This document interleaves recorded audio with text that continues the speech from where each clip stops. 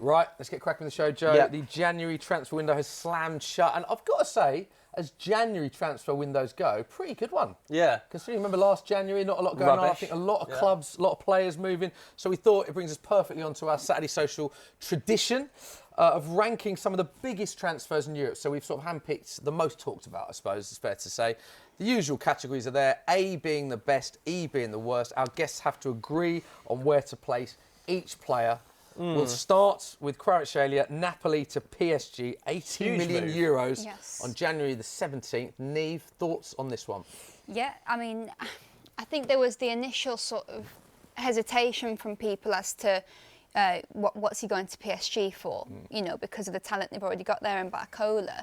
But I actually think since he's come into the team and we've seen him and Barcola play at the same time, it's the sort of fluidity of the attacking players of PSG across that front line. I'm starting to understand it more and more because Kvaratskhelia can play on the left, but he can play down the middle as well. A player with that control in tight spaces and that eye for goal, yeah, you can have him making runs down the middle. So they can all play together and it will elevate them where they feel they can maybe be more successful in Europe, which is the next step. So I do think it's a good signing. There was a lot of intrigue around where he might go. What are your thoughts on PSG as a signing for PSG, but as a move for him as well? I'm gutted he's not come to the Premier League, I'll be honest. But I do like him at PSG. Like, if you watch him there, having all those runners around him, I was thinking about this. Like, in terms of players that can maybe take you to the Champions League, which is obviously what PSG have always wanted to do, I think having someone who can both dribble and have incredible vision, he's so two-footed.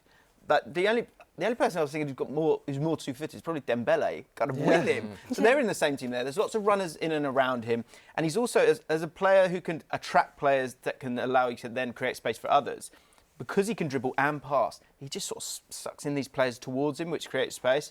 I think this could be the best signing of the January window, because if they are to go and do win a Champions League, I think he's going to be a huge part of it, and I think he is that good. If you look at the PSG midfield options, and you've got the likes of Zaire Emery and Vitinha and João Neves and Fabian Ruiz, against the top teams, they can have quite a flat but technical midfield that allows their three attacking players to have so much freedom to rotate between each other. Maybe drop a little bit deeper as well if they need to, because that's a good point. That midfield, there's not an outrageous amount of physicality in that midfield, so you could get overrun. But with this, in those cup games, you could be a little bit more careful and break with some incredible players. Let's put him on there. Where's he then? Yeah, for Sounds sure. like you're in top Yeah. It's difficult to beat that one. Let's go to another player involving PSG, leaving PSG on a permanent. Obviously, he's had 2 loans at Leipzig, and they've made this move permanent for. It can reach 80 million euros if all of the add-ons are achieved, which is a huge amount of money for Leipzig. Jimbo? Had an amazing season last year, 19 goals and assists. They've done well here, PSG, because they sort of, I think they got him from Barcelona, and they've flipped him because it's taken a while, but they've got like 80 million for him. He's a great player. He's got a great understanding of movement, of which spaces to go into, and I think at Leipzig, with the sort of pace of which they play, it then kind of works with him being the main man there. From what I've seen, he's only signed till 2027. It's not a long contract. So there could be another mini flip here. Yeah, that in is the the summer, rumour, isn't it? Yeah, Liverpool have been linked with him a little bit. I think it'd be fantastic at Liverpool. I agree. I'm not sure if he displaces Szoboszlai, but could play in a similar kind of role. He's a great player. It's a shame he's not worked at PSG, but in terms of making money, it's a good one. I don't think he'll be there that long. Where would you have him, Nieve, on the tier list? Where are you going to put him? Do you think perhaps a B or a C?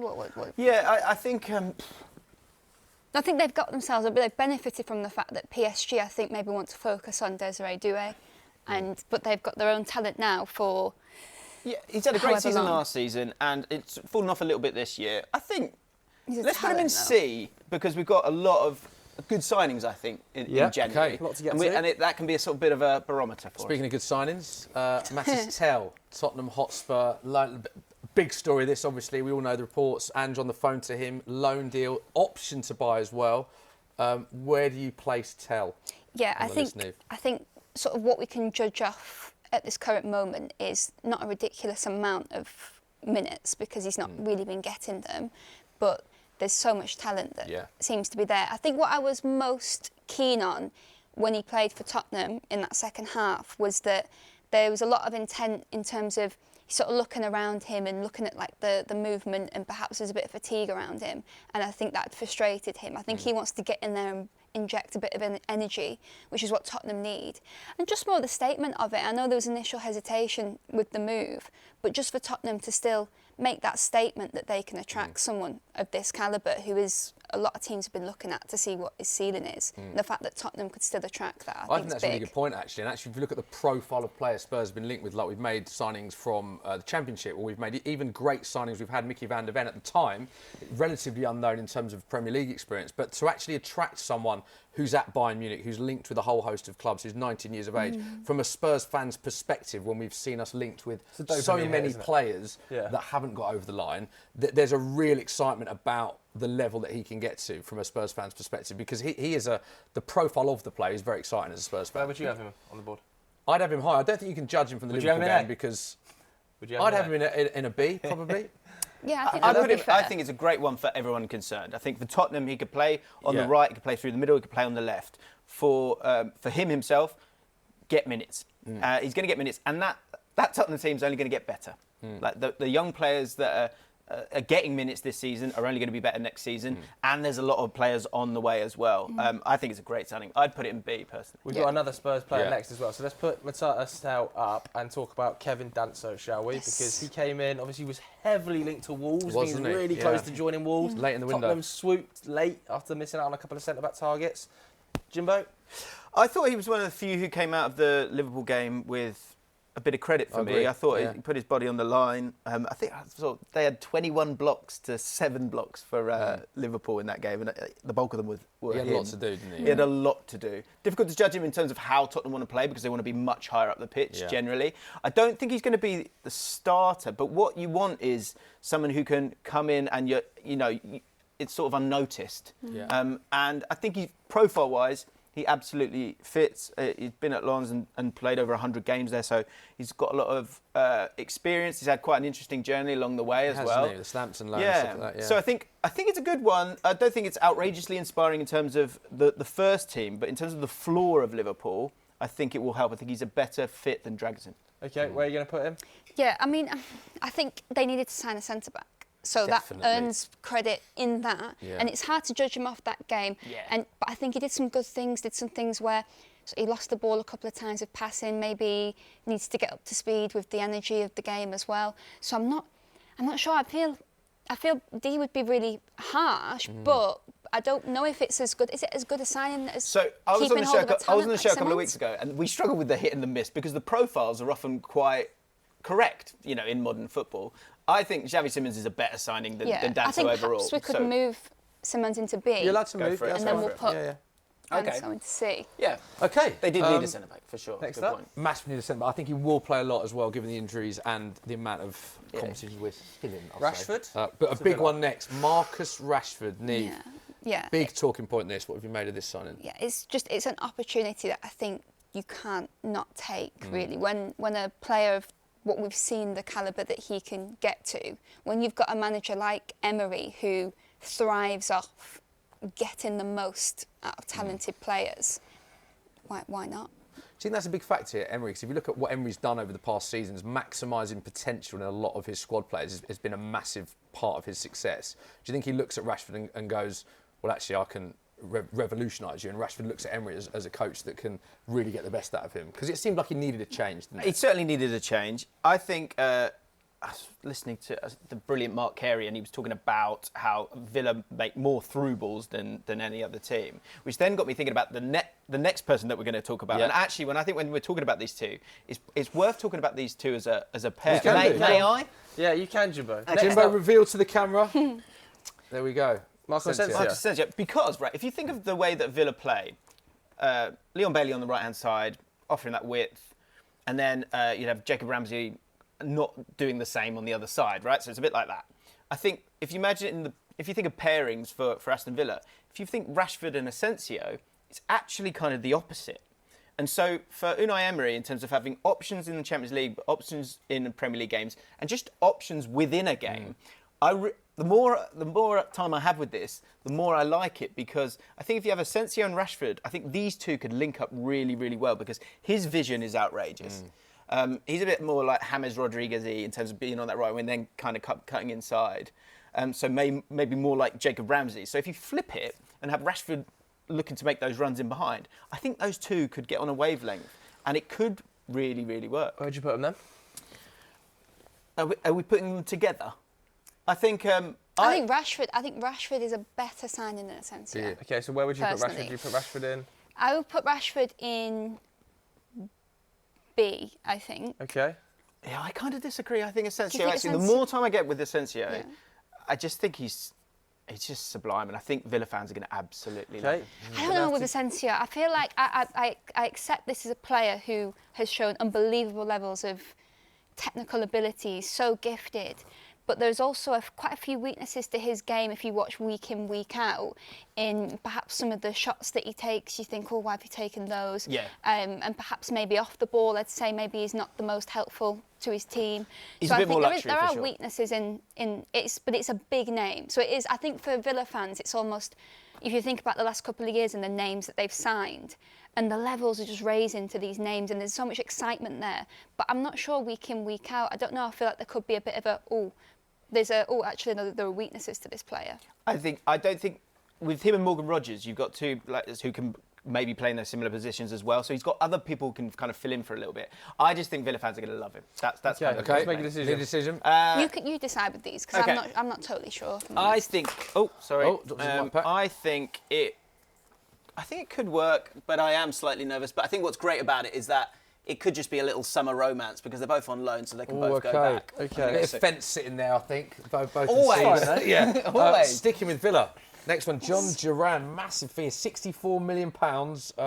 Add-ons to be included as well. To Al Nassr, 21 years of age, which is interesting, the profile that Saudi are going for now. Obviously, used to go for experienced players.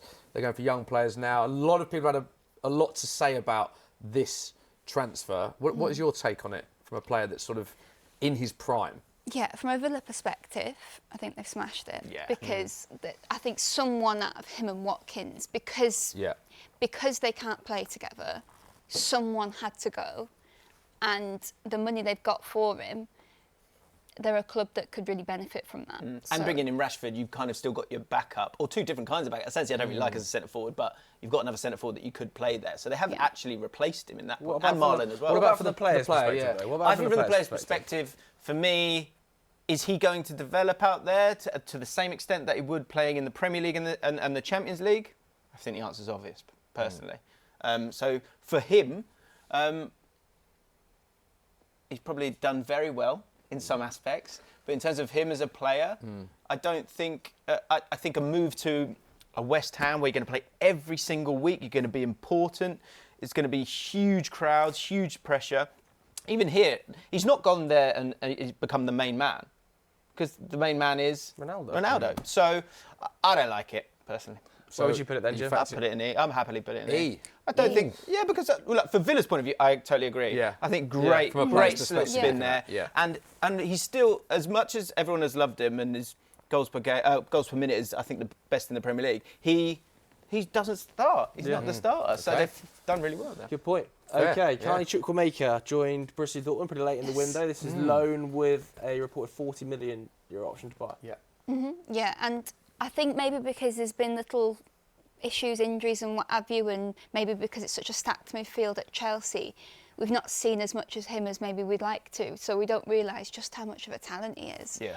I really like that type of midfielder that he is, where they're sort of tall and strong, but they've got a bit of a lankiness to them, but then they're like a lot better than you think on the ball, sort of technically, and links up really well with. He had a few moments with Palmer, one for a goal that he scored, and then just moments where they sort of pass it in between and around the defence. So I think there's a real high ceiling with this guy. Also, as a move as well, no Premier League appearances for Chelsea this season. It seems like this is a good fit of a club where he's likely to get more minutes. People are likely to see. There's also that sort of romantic factor of the amount of English players that have gone to Dortmund: Jamie Gittins, Jude Bellingham, Jadon Sancho, and all done pretty well there. And Dortmund have been rubbish, haven't they? Does this seem like quite a good fit for you? I think it's amazing. I think if you think of Aston Villa, Jacob Ramsey coming through, Morgan Rogers, Philogene, all these young players having that opportunity. he would have been one of them. We would have been talking about him in that vein. But he went to Chelsea, and he's been let down in the sense of the opportunities that he's not been able to get. I think you might have done an interview with him, Joe, with Nani Madueke, and I think you're saying, who's the player that's like outrageous? He said Chukwuemeka. I think this is great because, like you say, going to Germany, of course you've got all the cinematics of the crowds and everything like that. But I do think, as an English player going out there, I think you can kind of shut off a little bit. I don't think the spotlight's as bright. So that, with a mid-table team, and he's, like Nieve said, spot on. His ceiling is so high. I love it. Which team are you putting him in, Jim? I really like it. I'm a big fan of his, and I might have said in the podcast just before the year that he's going to be a breakout star in 2025. So I'm really rooting for him. Who we would be then? So for that reason, B at that, I really like it. I think It's a great transfer it's going to get a lot for of all minutes there. I think it's a good move. Yeah, next up, Nico Gonzalez, Huge. Porto to Man City, reported £15 million. Signed a 4.5-year deal, 29 appearances, 7 goals, 6 assists for Porto. His father, Fran Gonzalez, was a former Spain teammate of Pep Guardiola, interestingly. Wow. He was working in the City Academy for a while, wasn't he? So there's a bit of family ties there. Do you think he would have cost that much if the signing hadn't made with City in quite a desperate situation? Do you think that's just what these players cost now, or do you think that they've maybe overspent to make it happen? I think that there's definitely clear pressure on City to recruit in that area, isn't it? Yeah. I think clubs are very aware that City need to sign a midfielder in that window. But I also read reports that he was quite a long-term target of Manchester City. When he was in La Masia's youth academy, there was talk of him potentially leaving there to join Manchester City. I think his dad was working in the Manchester City setup at the time. So I think he has been identified for quite a long time. But I agree that fee definitely feels like it's been a little bit inflated because of the Rodri injury and the fact that they're having to play Gundogan in defensive midfield, 60 million euros. Right. Yeah, 50 million from Porto, yeah. And he's a player, you said, Pep's been aware of him for a long time. So it's a player they've clearly had their eye on for a long period of time. Yeah, and it's got to a point now where maybe if they would have wanted to wait until the summer to make it, they obviously can't do that anymore. They've bought all the business for him, haven't they? Really? Yeah, essentially. I think... Big business from City in Jan, wasn't it? Yeah, and I think this was definitely a position that they 100% needed to. It's not just about... Something that I've noticed, it's not just about off the ball and when they're defensively transitioning, and that's where they've been quite slow and one of the worst teams in the league. But actually, I think the way City play, and they're so careful and controlling and with building the play, but they've perhaps not had midfielders that have come quickly to retrieve the ball from the goalkeeper and from the defenders. So, like the Arsenal press, they really struggled dealing with that because of it, and because there was a moment where Kovacic, I think it took him just that extra second, bit too long to make himself available to the goalkeeper, which led to them conceding in the end. And so little things like that, just having a presence whose focus is to come and help those defenders, it could just sew things up nicely for City. All right, let's put him up then. Are you putting him? What are you thinking? I like him because I think it's not just for now and a double pivot with Kovacic. It's when Rodri comes back, he can do the same thing. Yeah. I like it. 60 mil, is it a lot?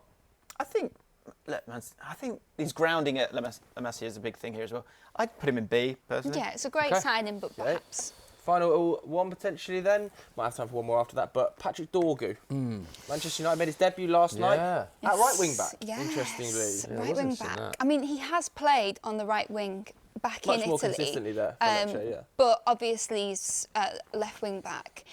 But, I mean, who knows who's going to play. But I thought he showed some real promising characteristics. I think the most promising thing was when he got the ball, his instincts were to go forward and do it quickly as well. Like, he seems to be rapid. And, yeah, I think that's going to benefit them. Just the mentality of a player in a position, that wing-back position, that suits what they're supposed to do. But he's also got those physical qualities and what have you to be able to cope with the defensive duties. Not a huge fee either, Jim? No, 29 million, wasn't it? 29.6 million. I think that's important in this because I think there's a lot of development that needs to happen.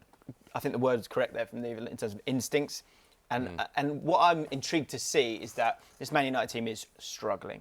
And a big part of that is not having the right kind of profiles. So even if he's not the sort of jewel in the crown, what he will hopefully do, if you're a Man United fan, is unlock the system just that little bit, just by having that natural desire to run in behind, go forwards. Whereas at the moment, it just feels very in the middle of the pitch.